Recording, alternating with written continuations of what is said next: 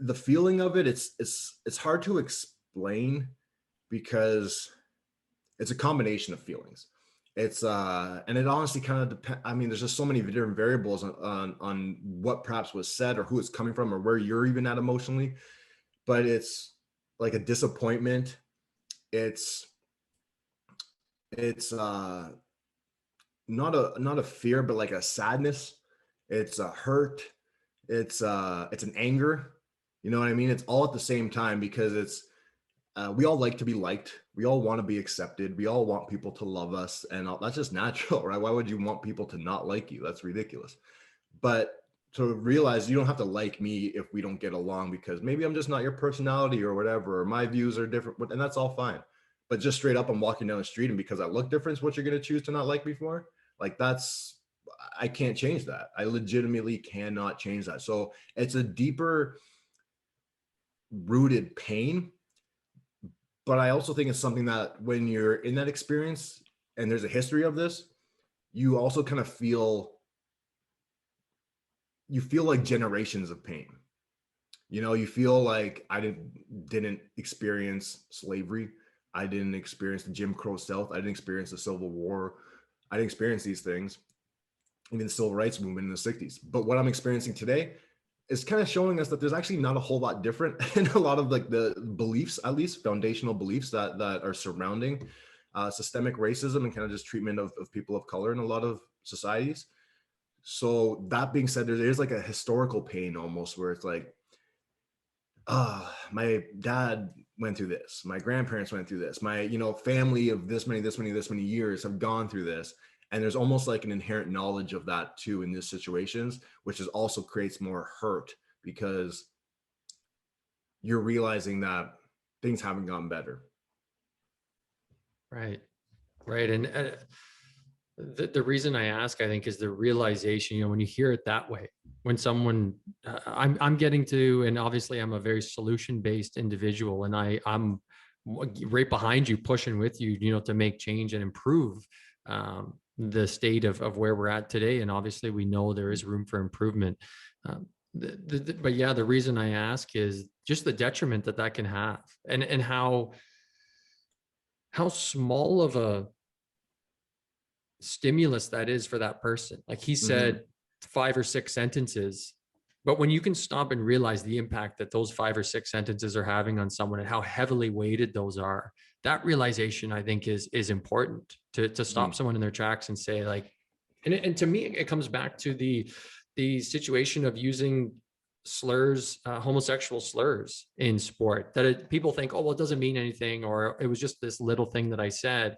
And we forget the weight that it carries. And For sure. we all know how powerful just the smallest little narrative can be, or the smallest sentence can be. And what it makes me think is, I just like hearing what the stories you just told. Like, that frustrates me, and I'm thinking, let's make change. And you probably want to. I'm going to make this assumption. You want to make that change too. You don't want that to happen to anyone. People you're related to, people you're not related to, that are in a similar case. What is your approach to meeting people where they are? Like, yes, we'd love to have the conversation with people that already see eye to eye with you, right, or with myself. What about those people? What is your approach to meeting those people where they are to begin having this conversation? Do you have a tactic for that? That's a really good question. So this is something that I'll be navigating a little bit with my new position with the Maple Leafs. I'm player development for equity, diversity, and inclusion, and not just player development, but that's also with the staff. It's tied into sort of a bigger MLSE picture as well. But in dealing with certain reluctancies or hesitancies for people to like understand, my approach is, or will be, but right now is really just, it's about kind of 2 things. One is normalizing the conversation. So right away, this isn't a comfortable conversation for everyone to have. And I get that. It's not perhaps easy for someone in a position of privilege to be spoken to or told, like, here's why you have privilege and everything, your life has been easier, and this is why things are unfair to everyone who's not like you. It's not so much coming from that angle, but first of all, just trying to normalize the conversation so it's not this big scary topic. You have me a question you want to ask me about race, by all means, bring it on. I'll just sit here, have a cup of coffee, and just chat. It doesn't need to be big and scary. It doesn't need to be, I'm talking to my bank finance, advisor, and it's just like I'm sitting me down. He's gonna spank me on my bottom for like what I've been my spending. No, this is just straight up like someone's just trying to help you. Is all. Like that's all friendly, cool. You don't have to agree with me. But beyond that, I would say really highlighting different perspectives. So what I would say, even to say a group of hockey players who maybe are thinking, I don't know why I need this. This doesn't align with one of my thoughts. I would just highlight, has anyone ever felt uncomfortable? Has anyone ever felt unwanted? So let's say you were traveling in Spain and you went to a restaurant and you don't speak their language and you felt like people are immediately staring at you because you're the only white guy who showed up, maybe, or whatever, or you're wherever culture you're in. And you just like, I don't know, why are all these eyes on me? Like people are kind of like talking about me, laughing under their breath. Like I can't pronounce the words on the menu properly. Or maybe it was at a high school party or whatever it was. Maybe you weren't picked for this team. Everyone can associate the feeling of like, I didn't really feel like that group welcomed me all that much right there. Now, speaking hockey player language, athlete language, imagine being in the locker room. Our most comfortable environment. We're literally just like kids in the locker room, just kicking it, chilling before practice, after practice, before, whatever, hanging out. Now imagine in that environment, you don't feel overly welcomed. Like you're comfortable and you hang and everything, but like you can't actually be your real self because, well, if you're gay and there's homophobia flying around the room and homophobic words flying around the room, why at any point would you just be like, hey, by the way, guys, I'm gay, I have this different sexual orientation, I identify as this. And daily when I hear those words, like it actually hurt. Like that's too much fear to like take that leap and confront the culture and system and be like, everything that you guys kind of do on the daily beats me down, but like I'm too afraid to say it. So I'm just going to probably quit and not tell anybody. And no different if you're Black or if you're Jewish. I mean, in that light of pointing out different perspectives, imagine we all had this feeling, but imagine you felt it in the office where we're actually the most comfortable. Why at that point would you not, because we're all brothers, we have this camaraderie, we have this fraternity, we care for each other, we're family. Why wouldn't you help that dude out? Why wouldn't you create a space where the Russian kid doesn't need to feel so isolated? Why wouldn't you do it for the Black kid? Why wouldn't you don't need to like be super woke and be asking like, oh, I'm down for the cause. Like, what can I do to help? I mean, that's great too. But if you knew that a certain word was said from a fan or from media or a question or just like, well, that's because you're Black or whatever, just that little clip joke there. But what that might do to the person in their mind, and beyond that, what that might do to others hearing it. So that might be a joke. I can handle it. No sweat. You're not going to offend me with saying that. But there might be a rookie on the team who hears that and he's kind of thinking like, oh, well, like when I'm home in the summer and I see this Black dude that I'm cool with and, we're making jokes and I say something, I'll just say to him like, oh, well, that's because you're Black. And you're just kind of creating this acceptance that like, this is okay. And it's just like how that then snowballs and snowballs and snowballs. It doesn't start with a racist act, but it just starts with, you're not understanding the power of your words so that those words now carry a certain weight. They may or may not hurt someone, but even like how they're now casually just going to be used in our conversation, in our locker room talk, that could really hurt somebody. And you're not even really understanding the power of the words behind what it is you're saying. Normalizing certain words is not good, but normalizing conversation is great. So for me, the tactic, the approach, I know it's a long answer, but it would be just, again, pointing out and highlighting the different perspectives.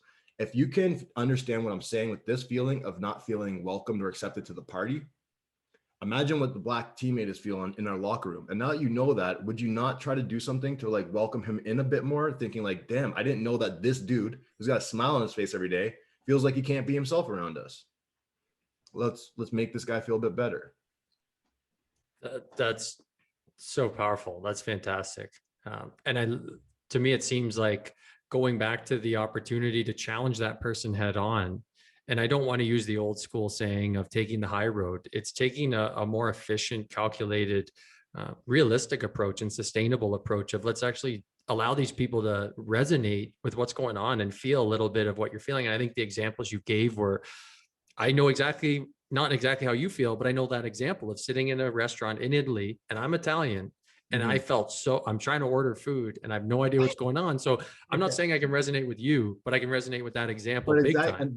but that's exactly it. It's not about like you guys got to feel what we feel or anything like that. It's straight up. But it is about relatability. You know, like that's so much of it. I mean, even just being an athlete, talking to like anyone's youth or the corporate world, in order for your message to connect, you got to be relatable, right? And I know you would know what that means. You have to be able to relate. As far as, have you ever felt like this? Well, me too. But here's what I've been able to do about it. That relatability and understanding the differences of perspectives for people is really just kind of what it is. It's how can I relate this message to my audience so that we can sit down and have a normal conversation at the table. It may take me literally facts on facts on facts for them to realize it. And they'll have arguments back. I'm like, well, you know, I didn't grow up with this either and this either. So how am I privileged? Hey, I get it. But I was a Toronto Maple Leaf cruising around with the Toronto Maple Leaf staff in my car with me, and Toronto cops would roll up on us and be like, you know, they wouldn't have done that. They don't do that to like any white hockey players. They didn't know I was a hockey player, but like that is a perfect example of like that's a privilege I don't get to have. Just straight up being like left alone. I don't get that privilege. So it's just being relatable and showcasing the different perspectives so that we can kind of be like, oh, okay, I get it now. And to be honest, if you don't get it, I'll say a prayer for you. But like that's not, and as far as hockey goes, that's not like who we want. You know what I mean? If that's the type of fan we're gonna lose, who cares? I don't want to be friends with someone who's like, after trying and trying and trying to showcase, just like, I'm not trying to say what you've been doing wrong. I'm just trying to show how we can be better. And they don't still get that, then that's not part of the culture I want to be a part of anyways. So last but not least, as we're starting to wind down here, an absolutely fully loaded question for you that I didn't warn you about at all. So here we go. So Shanahan said, when when this came out of your position, Mark will work hand in hand with our players and within our organization and community to help make hockey a more inclusive and welcoming place for all. My question to you is, what is your plan to go about doing this? Even tactically, where your first steps, and how far along are you in this? And I'll let you take this to the finish line yeah, your excitement, your plans, what's next for you with the Leafs organization and a huge opportunity here that is in front of you. But just growing that that normalizing conversation so that when I am posted up in the lounge, just having a cup of coffee and the guys walk in and they have a question, like last week, Myers Leonard from the Miami Heat is temporarily or indefinitely or whatever removed from the team because of these anti-Semitic comments he made while live streaming Twitch on Twitch. I don't even know what that last part of that sentence means, but when he's gaming basically. And I had a couple of guys ask me about that, but have that exact thing. Let it be normal enough so if you're like, I don't know what the word was that he said. I don't what's the meaning behind it. If I'm asked by a media member, like, what should I say? That type of just normal, hey, come hit me with that. Because we can have that conversation. It doesn't need to be big and scary. We can just talk about that type of thing.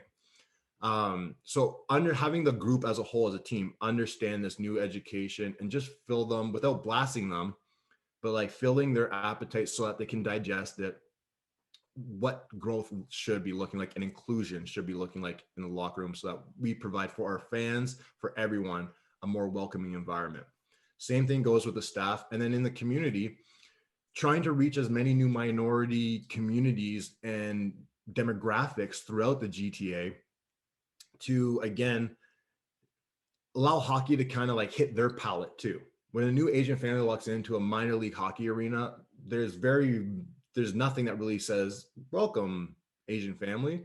Every like poster or billboard or whatever, it's all the same demographic being highlighted, right? So how do we kind of allow that to be a safe and friendly environment so they can walk into this building and be like, oh yeah, we need to get down with this culture? Because there's a lot of great characteristics that come from sports and hockey, right? From leadership, communication, work ethic, resiliency, all these various things. So my approach with the youth is again, being myself, the physical manifestation that if you look like me, you absolutely can do this. Start to highlight and grow, hopefully, opportunities throughout, not just as a player evolving, but as a scout, as a trainer, as coaches, as future management. Start providing opportunities to grow and to see that representation and identification. So much of it is representation. So starting to just change our fan policy, a culture. When I was drafted to the New Jersey Devils, and I know I've only admitted here, you have to like be clean shaven and haircut. That was Lou Lamoriello. That's just like the culture. It doesn't matter if you're a 35-year-old vet with 4 kids or the 18-year-old prospect rookie who's as green as can be. There's just an acceptance like this is the culture. So same type of thing. Saying that if you're no new draft pick or you're a new signing from the Maple Leafs, this is part of the package. We need this base understanding that this is the message we deliver. This is the belief we believe in. Look around, you're going to see multiple different faces, but eventually you're not going to double take when you see a West Indian face or an East Indian face in the locker room. It's just going to be normalized. You're going to understand it. It's just going to be inherently taught. And now we can build advocacy. So as we go out into our community or talk to the media or whatever direction we're going, it's known that we all have the same message, we all have the same brand, and we're all preaching the same growth internally and externally. So that's kind of in a vague way what one of my hopes are doing in my new position with the Leafs.